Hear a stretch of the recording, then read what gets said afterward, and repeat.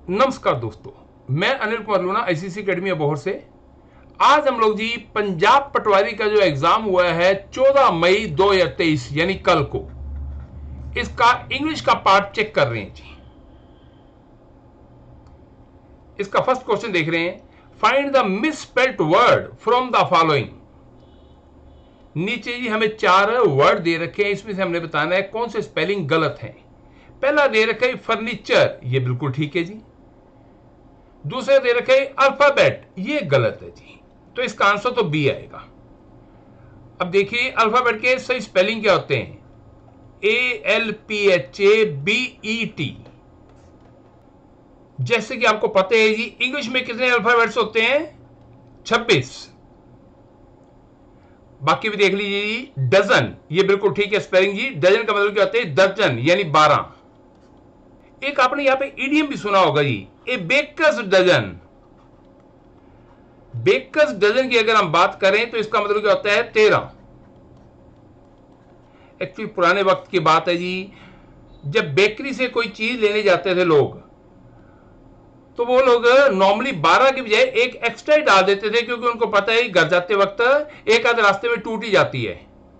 तो वहां से ये वर्ड फेमस हो गया, बेकर्स डजन। इसका मतलब क्या होता है, 13। नेक्स्ट दे रखे ऑफिस, ये भी स्पेलिंग ठीक है जी, इसका मतलब क्या होता है, कार्यालय। आगे देखते हैं।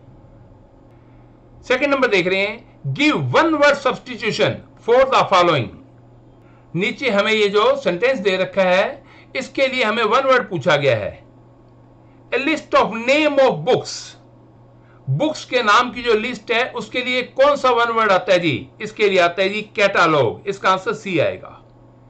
नॉर्मली आपने कैटालॉग देखा होगा, एक तरफ क्या होता है, बुक का नेम होता है, उसके आगे राइटर का नाम लिखा होता है, और उसके आगे जी प्राइस दिया होता है। नॉर्मली इस तरीके से कैटालॉग बना होता है जी। बाकी के आंसर भी देख लीजिए। इंडेक्स, कोई भी आप बुक लेते हो तो सबसे पहले तो उसमें इंडेक्सिंग की होती है। नेक्स्ट दे रखा है कंटेंट लिस्ट। अब जो इंडेक्सिंग दे रखी है उसमें कौन सा कंटेंट कहां पे आएगा वो मेंशन किया होता है।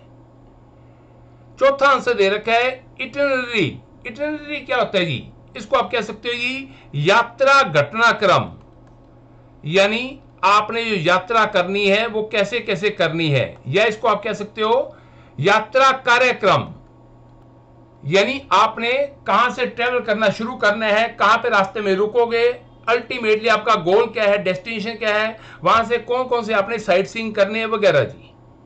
इसको आप कह सकते हो जी complete route of a journey. आपकी जो जर्नी है उसका कंप्लीट रूट प्लान किया होगा सारा। आगे देखते हैं। 3 नंबर देख रहे हैं जी, which one of the following is correct. इनमें से आपने बताना है कौन सा करेक्ट है। ए दे रखा है these cattles are mine. Cattles नहीं होता जी, कैटल होता है, तो इट मींस पहले वाला तो गलत हो गया। दूसरा दे रखा है दीज कैटल आर माइन, ये बिल्कुल ठीक है जी, तो इसका आंसर तो बी आएगा। कैटल हमें पता है हमेशा प्लूरल में आता है। बाकी आंसर भी देख लेते हैं। दीज कैटल्स इज माइन, इसमें भी कैटल्स दे रखे हैं, नहीं हो सकता। लास्ट वाले में भी कैटल्स दे रखे हैं, ये भी नहीं हो सकता जी। अगर आपने हमारा पेड कोर्स पढ़ा हो तो आपको पता है जी, पहली बुकलेट पेज नंबर 9 पे ये रूल दे रखा है। इसमें हमने कुछ एक वर्ड पढ़े हैं जो हमेशा प्लूरल सेंस में यूज होते हैं, लेकिन इनके साथ एस या ईएस नहीं आता। इसमें पहला वर्ड ही कैटल दे रखा है जी। कैटल के साथ दे रखा है वर्मिन। कैटल क्या होता है जी, पशु या फिर जानवर। वर्मिन क्या होता है, कीटाणु वर्ग। आगे है जी नोबिलिटी यानी नोबल पीपल। पिजेंट्री यानी किसान वर्ग। उसके बाद है जेंट्री यानी जेंटल पीपल। इन्फेंट्री यानी पैदल सेना। फिर आपने पढ़ा है जी पीपल, फोक। पीपल का मतलब है जो है जी वही फोक का मीनिंग है, आपने सुना होगा folk song. Children, clergy. Clergy क्या होता है जी, पादरी वर्ग, यानी पंडित लोग कह सकते हो आप जी, चर्च वगैरह में होते हैं ये। पेपर में अक्सर जी ये क्लर्जी वर्ड आ जाया करता है। आप देखिए ये सारे के सारे जो वर्ड है ये हमेशा किस में यूज होंगे, प्लूरल सेंस में। लेकिन इनके साथ SAES नहीं आता, जैसे चिल्ड्रंस नहीं हो सकता, पीपल्स नहीं होगा। आगे देखते हैं, क्वेश्चन नंबर 4 देख रहे हैं। All that glitters dash not gold is not gold जी, इसका आंसर है बी आएगा। वेरी सिंपल जी। देखो ये कहावत है बड़ी famous, all that glitters is not gold, क्या मतलब होता है? प्रत्येक चमकने वाली चीज सोना नहीं होती। ये इसी को हम बोल देते हैं हाथी के दांत खाने की ओर दिखाने की ओर। आपको मैंने पहले ही बोला था जी, आप बेसिक जो कहावतें हैं वो आप जरूर तैयार करके रखिए जी। आपने पढ़ा हुआ है सेकंड बुकलेट पेज नंबर 11 पे बेसिक कहावतें आपको कवर कराएगी। आगे देखते हैं, फिफ्थ सेंटेंस देख रहे हैं। If she wins the match she dash get a lot of money. बड़ा ही सिंपल वाक्य है जी। आपने पढ़ा हुआ है कंडीशनल सेंटेंस। कंडीशनल सेंटेंस कौन से होते हैं जी? जिसमें कंडीशन लगी हो, यदि आप ऐसे करोगे तो ऐसे होगा, इस तरह के वाक्य को बोलते हैं। तो आपने क्या पढ़ा जी? कंडीशनल सेंटेंस जब भी इसके दोनों हिस्से फ्यूचर में हो तो पहला हिस्सा प्रेजेंट इंडेफिनिट में यानी वर्ब की फर्स्ट फॉर्म के साथ बनता है, और दूसरा हिस्सा फ्यूचर इंडेफिनिट यानी will shell plus first form, इसका प्रयोग होता है जी। तो वाक्य को गौर से देखिए। If she wins the match, पहला हिस्सा प्रेजेंट इंडेफिनिट टेंस में है, तो दूसरे हिस्से में विल शैल में से आना है जी। तो यहां पे विल दे रखा है, इसका आंसर डी आएगा। क्या मतलब हुआ जी? यदि वह मैच जीत लेगी तो उसे बहुत सारा धन मिलेगा। आगे देखते हैं, 6 नंबर देख रहे हैं जी। Change the voice. हमें ये जो वाक्य दे रखा है इसका ये वॉइस चेंज करना हमने। They didn't listen to me. देखो वॉइस में आपको पता है एक होता है एक्टिव वॉइस, एक होता है पैसिव वॉइस। ये एक्टिव वॉइस दे रखा है, तो पैसिव वॉइस जो यहां पीछे वाला हिस्सा है यहां से शुरू होना है, यानी आई से शुरू होना है। तो आप गौर कीजिए, पहला दे से शुरू हो रहा है, ये हो ही नहीं सकता। ये चौथा भी दे से शुरू हो रहा है, ये भी नहीं हो सकता, यानी इसके दो आंसर तो पहले ही गलत हो चुके हैं जी। बी और सी में से हमने चूज करना है, ये कौन सा बनेगा? दोनों आई से शुरू हो रहे हैं। तो पहले इसको देखिए, डिडंट दे रखा है, डिड यानी सेकंड फॉर्म, इसको हम वाई वर्ब से बनाते हैं, तो आई वाज। आगे नोट दे रखा है तो नोट लग जाएगा। आगे लिसन की थर्ड फॉर्म लगानी है जी, I was not listen to. To साथ में लगेगा जी, जो प्रेपोजिशन का हिस्सा है कई वर्ड के साथ साथ में ही रहता है। तो यहां पे क्या आएगा? I was not listen to. आगे बाय लगा करके दे का ऑब्जेक्टिव केस लगाएंगे। दे का ऑब्जेक्टिव केस क्या होता है? देम। तो ये बनना चाहिए। हम देखते हैं बी में क्या दिया है, आई was not listen bye them, यहां पे टू मिसिंग है। आगे वाला भी देख लीजिए, आई एम नॉट तो हो ही नहीं सकता, इसी तो वैसे ही गलत है। तो क्या देख रहे हो जी? चारों चॉइसेस ही गलत दे रखी हैं, तो ऑटोमेटिकली इसका आपको ग्रेस मार्क मिलेगा। अगर इनमें से आपने चूज करना हो तो आप बी वाला चूज करेंगे जी, I was not listen to by them. आगे देखते हैं, 7वां क्वेश्चन देख रहे हैं। Change the narration. यहां पे हमें ये वाक्य दे रखा है, इसका हमने नरेशन चेंज करना है। वाक्य क्या है जी? Radha said I am going home now. तो देखिए जी, जैसे कि आप जानते हैं राधा सेड, तो कॉमे की जगह पे क्या आना चाहिए? दैट। तो पहले तो इतना हिस्सा ही देखिए जी, राधा सेड दैट सभी में ही दे रखा है जी। आगे दिया आई, आई है जी फर्स्ट पर्सन, इसको हम चेंज करते हैं अकॉर्डिंग टू सब्जेक्ट, राधा के अकॉर्डिंगली। राधा क्या है? शी। तो आप देखिए शी भी सभी में दे रखा है। उसके बाद आ गया एम। इस एम आर को किसमें हम चेंज करते हैं? इसको चेंज करते हैं हम लोग वाज वर्ब में। तो शी दे रखा है, शी के साथ क्या आएगा? वॉज। पहले में विल दिया है, ये तो गलत हो गया जी। दूसरे में इज दिया है, ये भी गलत है। तीसरे और चौथे दोनों में वाज दे रखा है, तो इन दोनों में से हम चूज करेंगे। गोइंग होम, ये तो वैसे का वैसे रहेगा। नाउ का क्या बन जाता है? देम। तो आप देखिए जी, सी में यहां पे गोइंग होम देन दिया हुआ है, और डी में नाउ का नाउ ही दिया हुआ है। तो नाउ वाला गलत है, देन वाला ठीक है। इट मीन इसका आंसर क्या आएगा? सी। क्या वाक्य था? Radha said I am going home now, इसका क्या बन जाएगा? Radha said that she was going home then. आगे देखते हैं, 8th नंबर देख रहे हैं। Rewrite the following by using present perfect tense.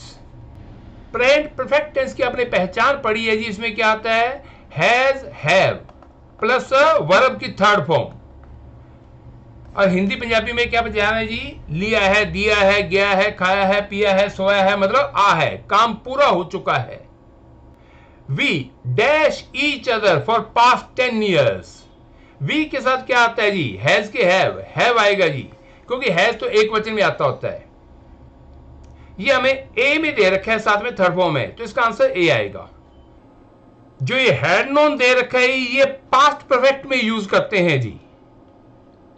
आगे देखते हैं, 9 नंबर देख रहे हैं, filling the blank with the suitable word from the given options. ये जो वाक्य दे रखा है इसमें हमने जो फिल करना है, नीचे जो 4 चॉइस है उनमें से करना है। Can you dash this stick. देखो हमें जो भरना है ब्रेक, ब्रोक वगैरह दे रखा है, तो यहां पे क्या आएगा, ब्रेक। आपने पढ़ा हुआ है जी, can, could, may, might, should, must, ought to, will, would, dare, need, इनके साथ हमेशा क्या आता है, वर्ब की फर्स्ट फॉर्म आती है। तो यहां पे क्या आ जाएगा, ब्रेक, मतलब तोड़ना। जो पहले वाला ब्रेक दे रखा है ये जैसे साइकिल की ब्रेक आ गई, स्कूटर की ब्रेक आ गई, उसमें यूज होता है। ब्रोक इसकी सेकंड फॉर्म दे रखी है जी। ब्लीक दे रखा है, ब्लीक का मतलब क्या होता है, बेरंग, यानी कलरलेस। आगे देखते हैं, 10 नंबर देख रहे हैं, choose the one which best expresses the meaning of apple of one's eyes. आपने पढ़ा हुआ है जी, एप्पल ऑफ वंस आईज मतलब आंखों का तारा, बहुत प्यारा। और आपको पता है बहुत प्यारी चीज जो आपको लगती है वो कौन सी होती है, जो कि वैल्यूएबल हो। तो इसका आंसर क्या आएगा, डी, वैल्यूएबल थिंग। बाकी आंसर के ऊपर भी निगाह डालिए। चीप थिंग, चीप यानी सस्ती या घटिया कह सकते हो जी। फ्रूट ये भी नहीं हो सकता जी। सी दे रखा है, आई फ्लू, ये भी नहीं होगा जी। आगे देखते हैं, 11 नंबर देख रहे हैं, out of the given alternatives choose the word which is opposite to the given word. Deep, हमें ये जो वर्ड दे रखे हैं डीप, इसका ऑपोजिट पूछा गया है, यानी एंटोनिम्स, विलोम शब्द जिसको हम क्या देते हैं वो पूछा गया है। डीप का मतलब होता है गहरा, जो गहरा न हो यानी उथला, इसको बोलते हैं शैलो। इसका आंसर सी आएगा। बाकी भी देख लीजिए जी। हलो, हलो क्या होता है, खोखला। इंग्लिश में आपने एक इडियम पढ़ा होगा, टू बीट हलो, मतलब है बुरी तरह से मारना, बुरी तरह से हराना। प्रफाउंड, प्रफाउंड का मतलब क्या होता है, बहुत ज्यादा। विद प्रफाउंड ग्रीफ, बहुत दुख के साथ आपको सूचित किया जाता है। डी दे रखे विल्लो, विल्लो क्या होता है, चमकदार पतली सी लकड़ी जी, या कह सकते हैं चमकदार पतली सी लकड़ी का वृक्ष, बैंत वगैरह जिसको हम बोल देते हैं जी, लगभग उसी तरह से। आगे देखते हैं, 12 नंबर देख रहे हैं, out of the given alternatives choose the word which is same nearest in meaning to the given word. जो गिवन वर्ड है जी उसका लगभग सेम पूछा गया, नियरेस्ट इन मीनिंग, यानी सिनोनिम्स पूछा गया, जिसको हम पर्यायवाची बोल देते हैं। वर्ड है जी वेकेंट, वेकेंट का मतलब क्या होता है, खाली। यहां पे कोई वैकेंसी है कि नहीं है, यानी कोई पोस्ट जो है वेकेंट है कि नहीं है। तो इसका आंसर क्या आएगा, एम्प्टी, यानी डी। बाकी चॉइसेस भी देख लीजिए। फुल क्या होता है, भरा हुआ। वेकेशन, छुट्टियां। डेकोरेटिव, सजाया हुआ जी। तो क्या देख रहे हो जी, पेपर में जो इंग्लिश आई थी बड़ी ही इजी आई है। इसमें आप 12/12 नंबर ले सकते थे आसानी से। सारा का सारा जो हमने कराया हुआ है उसी में से आया हुआ है जी। इसीलिए आपको बार बार हम यही बोलते हैं कि इसकी आप ज्यादा से ज्यादा प्रैक्टिस कीजिए, ताकि आपके जो नंबर है इसमें से किसी भी पार्ट में से कटे नहीं। इसका जो नेक्स्ट पार्ट है जी हम अगले वीडियो में डिस्कस करेंगे। Thank you.